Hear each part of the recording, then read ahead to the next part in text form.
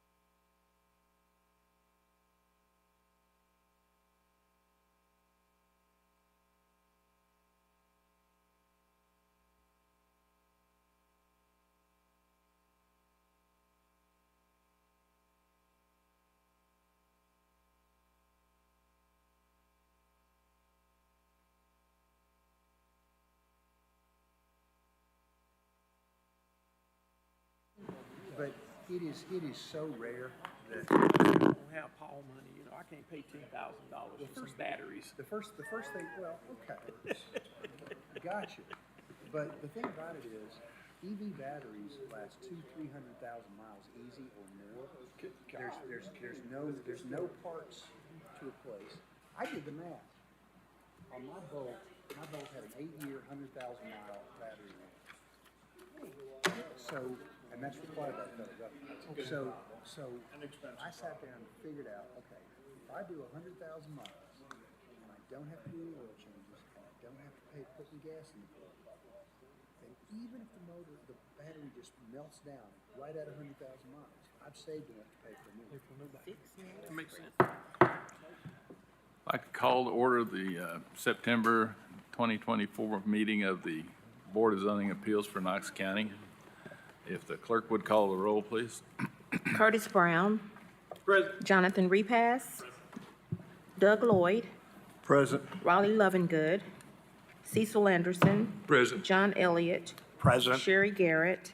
Rebecca Longmire. Paul Huff. Present. 6 members present. We have a quorum. If you would join me in a pledge of allegiance to the flag. I pledge allegiance to the flag of the United States of America and to the republic for which it stands, one nation, under God, indivisible, with liberty and justice for all.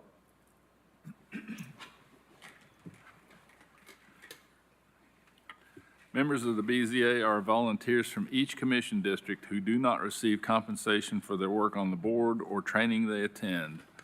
As a quasi-judicial body, we avoid ex parte communication and conduct our business in accordance with the Open Meetings Act.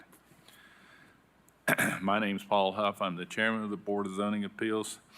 To my right is my co-chairman, and to his right, our county law director. Steve, you have anybody with you? Yes, today we have myself, Steve Elliott, we have Miranda Ward, we have Mike Reynolds from Knox Planning, I have Kim Jarnigan, Kelly Vaughn, and Tammy Harvey with me also. Very good. Our voting procedure requires a simple majority of the board members present. Today there are 6 members present. Therefore we require 5 for an affirmative vote. Yeah, I'll entertain a motion to approve last month's minutes. I make a motion to approve minutes. Second. Motion's been made and seconded. Any discussion? All those in favor, please say aye. Aye. Any opposition? Motion carries. Knox County Board of Zoning Appeals is authorized to grant variances and hear other matters by the Tennessee Code and Knox County Zoning Ordinance, specifically 6.60 Board of Zoning Appeals. These laws prescribe strict parameters, the meeting of which is required to grant a variance. The burden of proof that an application meets these parameters rests on the applicant. Quoting from Knox County Code of Ordinances 6.60.04 variances, the purpose of a variance is to modify the strict application of the specific requirements of this ordinance in the case of exceptionally irregular, narrow, shallow, or steep lots, or other exceptional physical conditions whereby such strict application would result in practical difficulty or unnecessary hardship, which would deprive an owner of the reasonable use of their land. The variance shall be used only where necessary to overcome some obstacle which is preventing an owner from using their property as the zoning ordinance intended. For each matter, the clerk will read the request into the record. The chair will then ask if the applicant is present. The chair will then ask if there is opposition or other speakers who wish to present. You do not have to come forward at this time. Once we determine the speakers for an item, we will call on the governmental agencies such as Knox County Codes, Planning, or Engineering to make statements regarding the facts pertinent to the property and background of the request. Board members may ask questions of the governmental agencies once they have made their statements. The chair will then call on the applicant to come forward, state their name and address for the record, and present their evidence and reasoning supporting the granting of a variance. If there is no opposition, the applicant has 10 minutes to present their case. If there is opposition, the applicant and opposition have up to 15 minutes. If the after the application's presentation, the board members may ask questions of the applicant. The chair will then call for opposition or other parties who have up to 15 minutes to speak. This 15 minutes applies to all parties, so if there are multiple parties wishing to speak, please determine how you are going to divide your time beforehand. After the opponents present their opposition, the board members may ask questions of the opponents. Finally, there will be a discussion of the case by the board, during which time board members may ask further questions of the parties that have already testified. The board will then make any determinations it deems necessary. Our bylaws allow an applicant at the initial hearing of a matter to request a deferral of 30 or 60 days without prejudice. In the event of a deferral of an application or failure to appear, any opponents may be heard on the record at a meeting where the application they oppose appears on the agenda. Mr. Law Director, would you please swear in the testimony of today? All right, if you're here to speak to this board, either for or against any item on the agenda, please stand and raise your right hand. And do you solemnly swear or affirm testimony you're about to give be the truth, the whole truth, and nothing but the truth, so help you God? All right, be seated, please. Steve, are there any changes to the agenda? There is none, other than the item 5A is going to be deferred again, and it shows that on the agenda, so that'd be the only Okay. thing from it. At this time, I'd like to mention that the meeting in October will be on the 30th of the month, which is the 5th Wednesday of the month, not the 4th, which is our normal meeting time. Just so if there's anyone that needs to come back, wants to come back, that's when it will be held.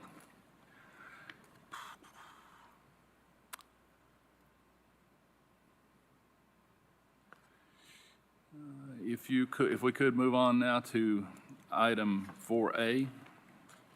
It's a request of Kevin Franks for waiver of periphery boundary from 35 feet to 5 feet at 3621 Broken Wing Road, CLT map 077, Group OB, parcel 005, zone PR in the 6th Commission District. Is the applicant present? Is there any opposition? Statements from Knox County codes, if any? Okay. Could you please state your name and address for the record, please? Kevin Franks, 3621 Broken Wing Road. Pursuant to Knox County Code 6.60.04, what evidence do you have to present that supports your application for variance? Let's see, so any other location in the yard would be on top of my septic drain or on top of the area where my wife's garden is expanding. All of my neighbors have sheds at the rear of their property as well. I've consulted all of them and all have given me approval.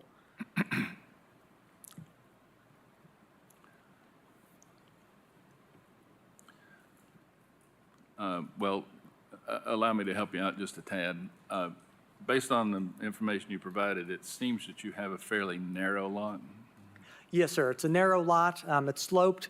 On the picture you can see at the bottom, it's sloped off to the side. There's really no other reasonable spot to put a shed on the property. Very well. Any discussion by the board on this request? Mr. Elliott, I believe this is in your district. Yes, I'd like to make a motion to approve the waiver of the periphery boundary from 35 feet to 5 feet based on the narrowness of the lot, the septic drain field, and the precedence that's already been set by the neighbors. Appreciate you checking with your neighbors. I'll second. Motion's been made and seconded. Any discussion? All those in favor, please say aye. Aye. Any opposition? Motion carries. Thank you very much. Thank you, Board. And a small request, being a service member and one of the few remaining homes on the area, and I suspect the only person who's actually applied for a variance, would the Board consider waiving the fee, possibly?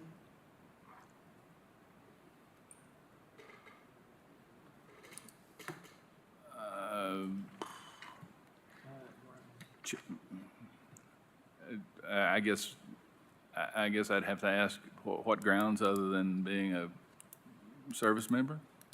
That and I suspect the only person in the neighborhood to actually go through the variance process. I wanted to make sure all my I's were dotted, T's were crossed, get a reputable provider to provide the shed. Okay, I don't want to go any further on that because there are people here that, yeah. Well, I will entertain a motion to waive the fee. Having failed a motion to waive, I'm sorry. Well, I appreciate the consideration anyways. Thank you all. You're welcome. 4B. 4B is a request of Michael Cody for waiver of front yard setback from 35 feet to 10 feet and waiver to allow the swimming pool to be located in the front yard at 9902 Winding Hill Lane, CLT map 104, Group MJ, parcel 034, zone PR in the 3rd Commission District. Is the applicant present? Yes, sir. Is there any opposition to this? Yes, sir. If the applicant would come forward, please. Any statements from Knox County Codes? None at this time. Could you please state your name and address for the record? I'm Michael Cody. I'm the contractor. The address of the property is going to be 9902 Winding Hill Lane, Knoxville, Tennessee 37931. And pursuant to codes 6.60.04, what evidence do you have to present that supports your application for a variance? There's a gas line easement that runs through the back of the property, making that being the only potential build site for the pool. So you're claiming an exceptional physical feature that's Ye- preventing you from locating it behind the house? Yes, sir. I have, we did go through the homeowner, sorry for interrupting. We did go through the homeowners association for approval on this project. We had submitted to them a plan, which is what you guys have here. They came back with some notes about some aesthetically pleasing features to be able to block the pool view from the back, and the homeowners association did approve that. We appreciate your input on the homeowners association. However, good or bad, it has really no bearing in this proceeding. But it's good to know that they're on board. Due diligence. Any questions from the board on to the applicant? Do we have clarification on how far the gas line easement goes from the back yard? Like I see it's 60 feet to the edge of the pool, but where does the gas line easement end? It looks like from the plat, it's a 50-foot wide easement. I can't tell, does it go all the way to the property line, or is it? Yes, it does. I guess the Yes, middle- it goes, it starts at the property line and goes into the yard exactly 50 feet. Okay, thank you. And to clarify, did we ever get clarification this is a gas line or a petroleum line? Not that it makes a whole lot of difference. I just want to make sure the record's correct. I think maybe I spoke, I said it was Colonial in the agenda review, but it looks like it's owned by Duke Energy Natural Gas, so it is a natural gas line. Very good. Okay, I think it will hear from the opposition now, if that's okay. Yeah, thank you.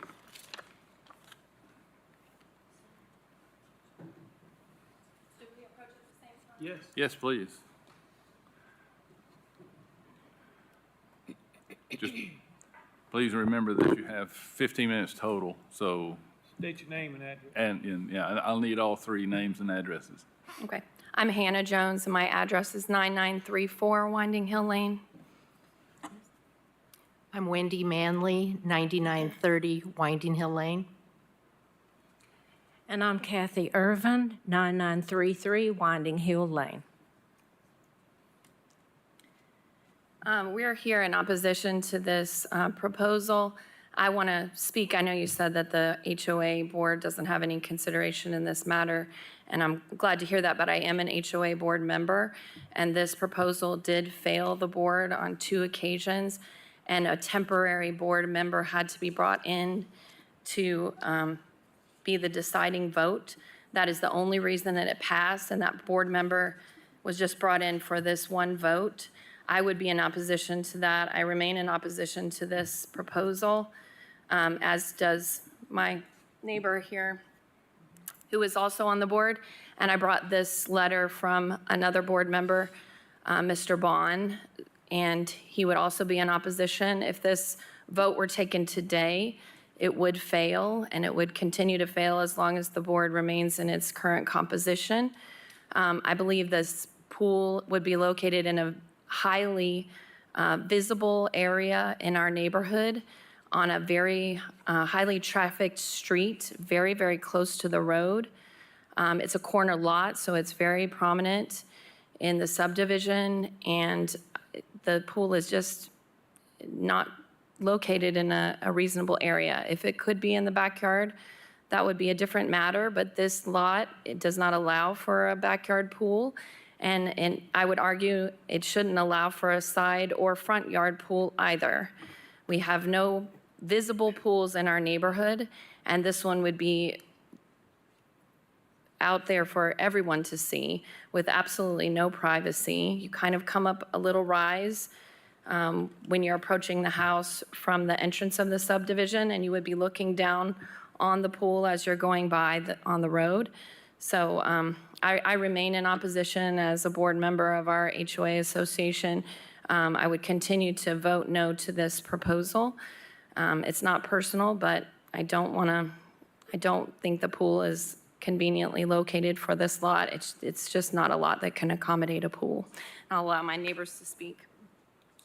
It's all about location. I've been on the board since 2020 in the neighborhood, and I've driven in other neighborhoods too, and I see no pools on the side of the house, and it cannot be in the rear because of the gas line, and it's also a corner, very visible lot. And I have voted, no to this, and I think, one wrong decision makes other people feel then they're entitled to do things that aren't really proper either. And we all want to live in harmony in the neighborhood. And I would be very disappointed if this went through. I have lived in this neighborhood 12 years. I think I'm the longest resident that's been there at this time. And I can say that the people in the neighborhood have worked really hard to maintain a good community. Everyone seems to get along really well. We like to keep the neighborhood looking nice. And this pool is going to be the landscaping starting 6 feet off the road, and the fence that's visible there is already 6 feet off the road. The landscaping they're proposing is right against the fence.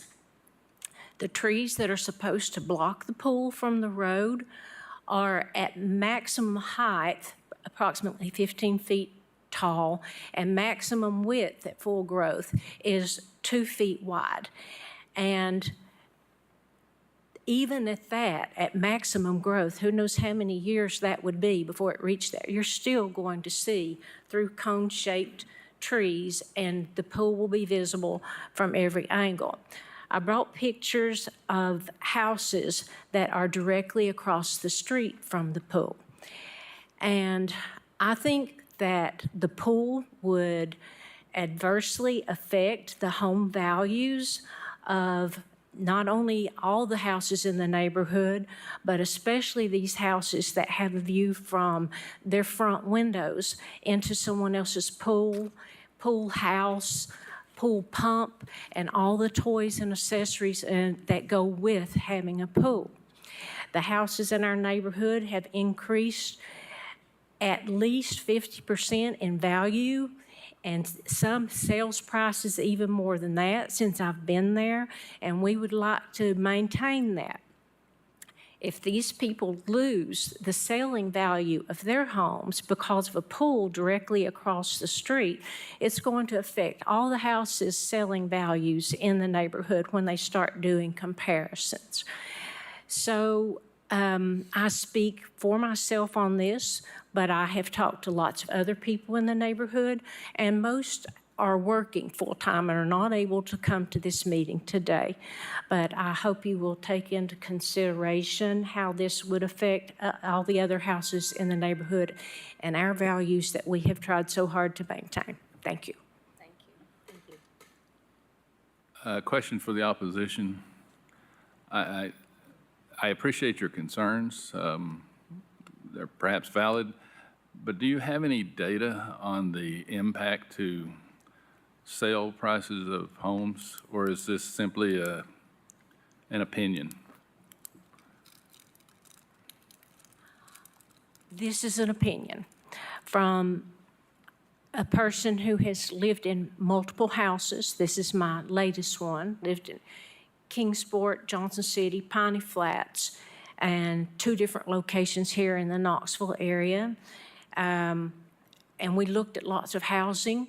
I know that if I had visited a neighborhood and had a pool pretty much straight across from my house, I would not want to pay $650,000, which is what these houses are selling for.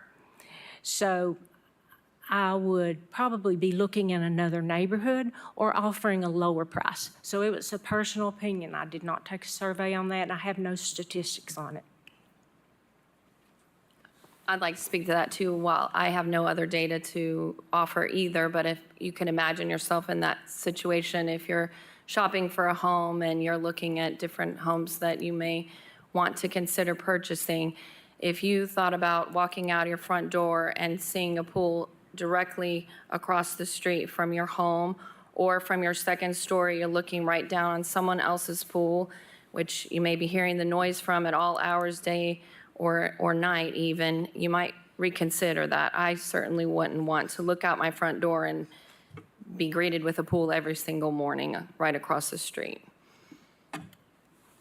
Could I add one other thing? The people, before they ever bought the property, were also checking about the possibility of wanting a pool, and they were asking different people in the neighborhood. They were asking the gas line, other people, and their realtor about whether a pool could be put there.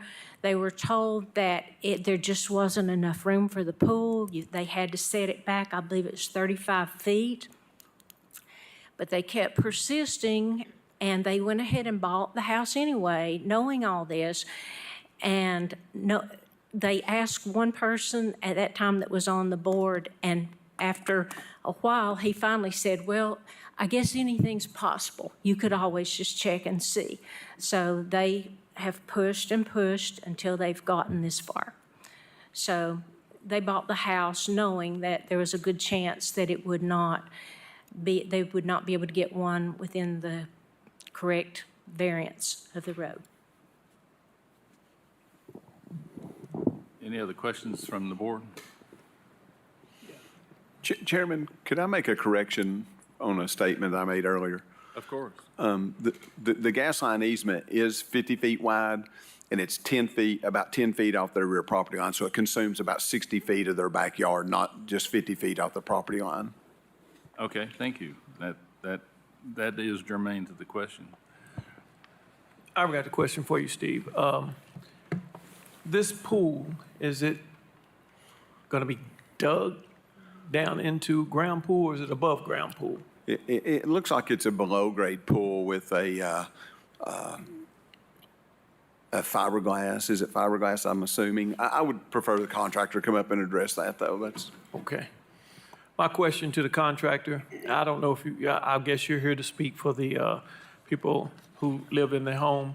I do. It's a fiberglass insert pool, so that'll be an in-ground built pool. Okay. Knowing that the gas line takes up 60% of the yard, did they look at doing an above-ground pool, which would simplify all of this? My first answer to that is you're gonna have them after you on that one. I think that's they're no, that wasn't even looked at. Mr. Brown, an above-ground pool wouldn't be allowed to go in the easement either, so it just, no type of structure would be allowed in the easement. Any other questions? As the applicant stated, he does have an exceptional physical condition, that being the underground or the gas line.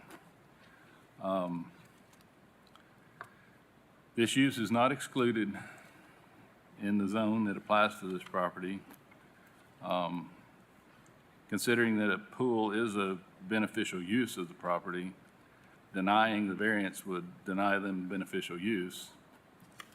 And it appears, at least to me, that the variance is the minimum adjustment necessary for the reasonable use of the property. And there's been no concrete evidence, no data to support any injury to any third party. Opinions are good, but opinions vary. Data speaks for itself.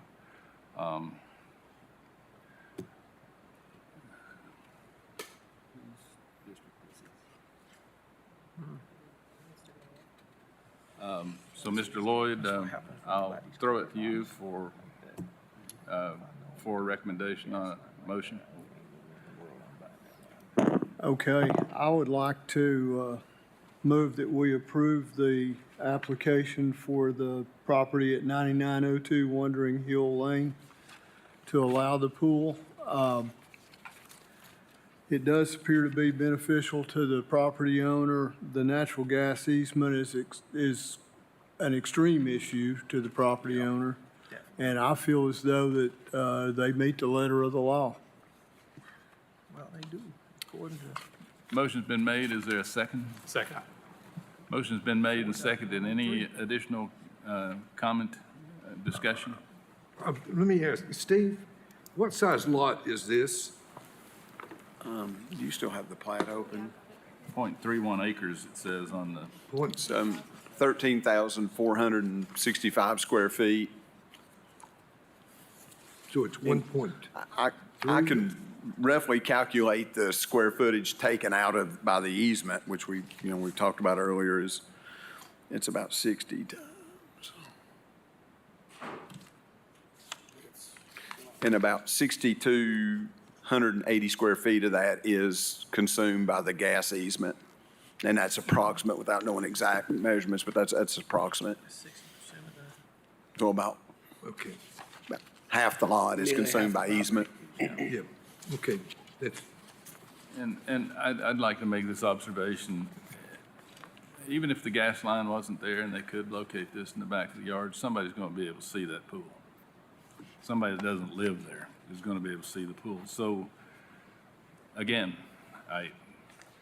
without data indicating injury from devalued property, motion's been made and seconded. Any further discussion? All those in favor of granting the variance, please say aye. Aye. Any opposition? Motion carries. Thank you. Thank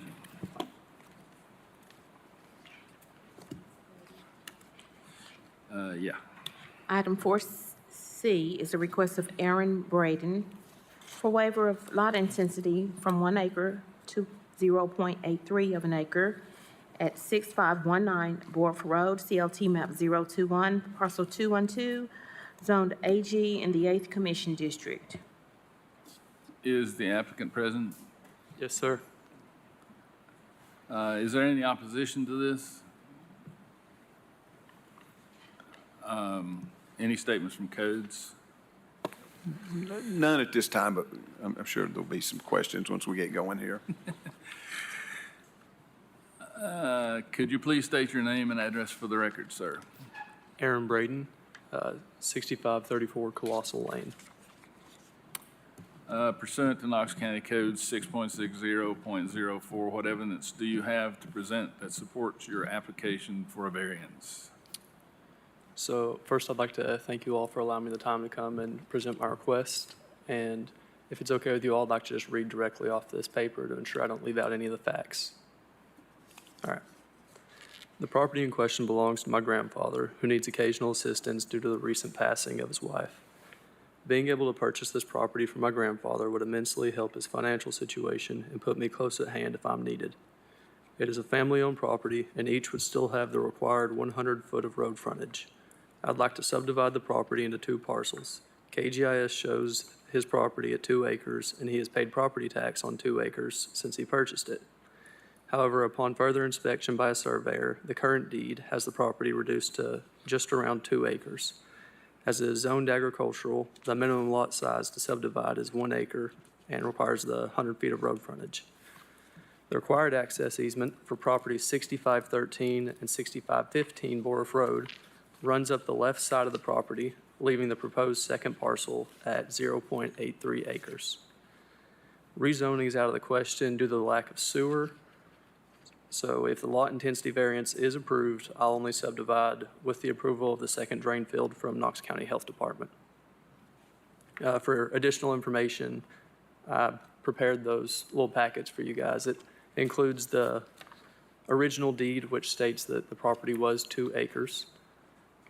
Also, I have the hand-drawn map of the lot just from a picture off KGIS. It shows the original house and my proposed house next to it.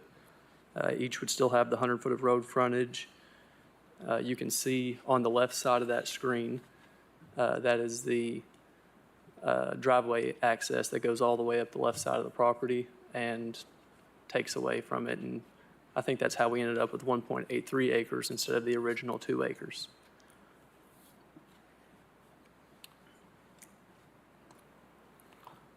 Very well. Any questions from the board? I have a question that you may or may not know the answer to.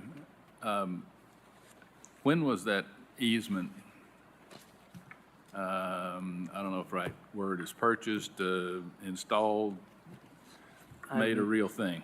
I'm not sure of the answer to that at the moment, but I could find out. Would it be safe for me to say it happened after your grandfather purchased the property? Yes. So he purchased the property at 2 acres? I believe so, to my knowledge. He's Well, always that's what the believed it to deed be. says, so. What was Right. that? I say that is what the deed says. The current deed says 1.83. No, I mean, his original deed showed 2 acres. The original deed for that piece of property shows 2 acres. So it's reasonable to assume that the easement came in after he purchased the property. Yes. Thanks, Steve. That's important, just for reasons we may or may not delve into here.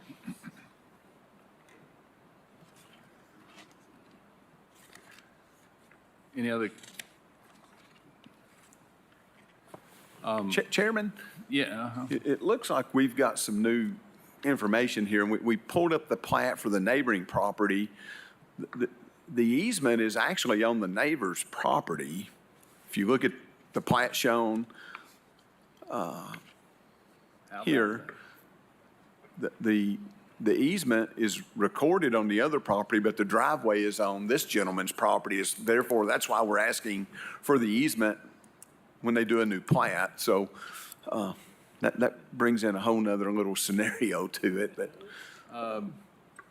Well, rather than encumber this piece of property with an easement that already exists on, why not just move the road? Yeah, I mean, technically, the road's built on private property that it has no right to occupy. I'm not an attorney, but that'd be my interpretation. There may be prescriptive rights there that I'm not aware of.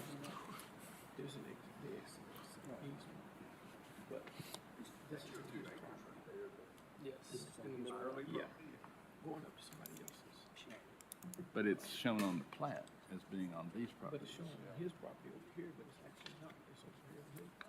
The easement's on somebody else's property, the driveway's on his property.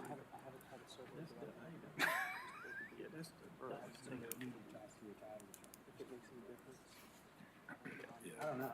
I don't know what the answer to that is.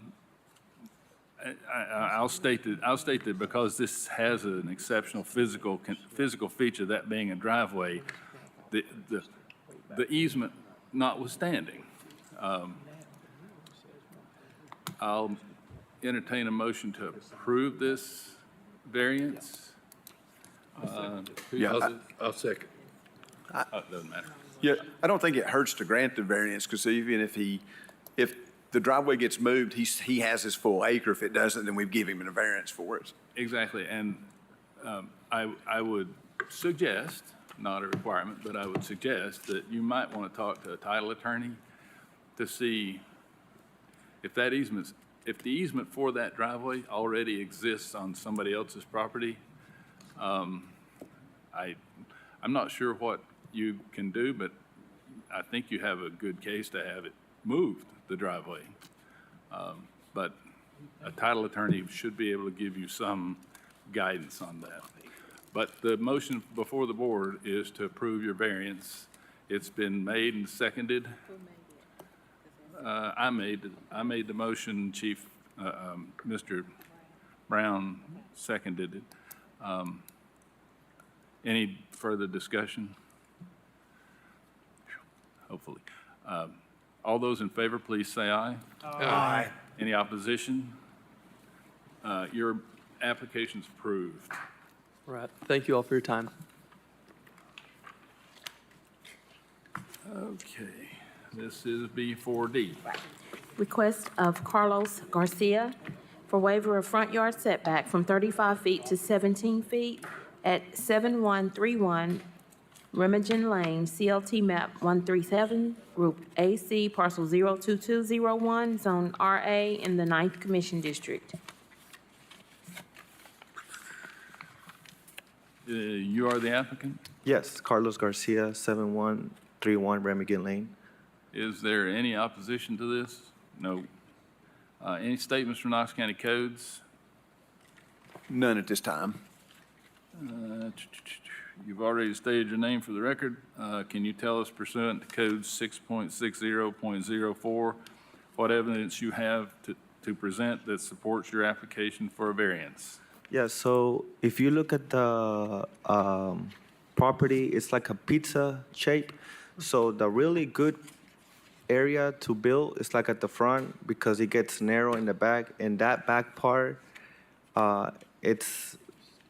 we ran into a lot of rocks, right there, and that's where the problem is. So that's why I requested the variance to stay within the area of the property that's buildable. So if I hear what you're telling us correctly, you have an irregular shaped lot that's very steep, and you have exceptional physical conditions, that being rock outcroppings. Is that correct? Correct.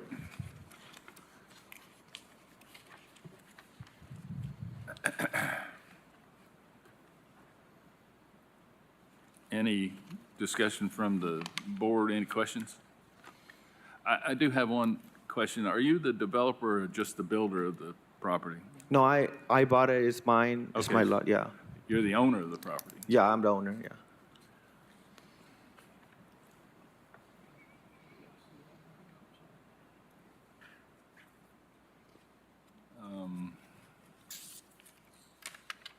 This is the one that has the cul-de-sac above it.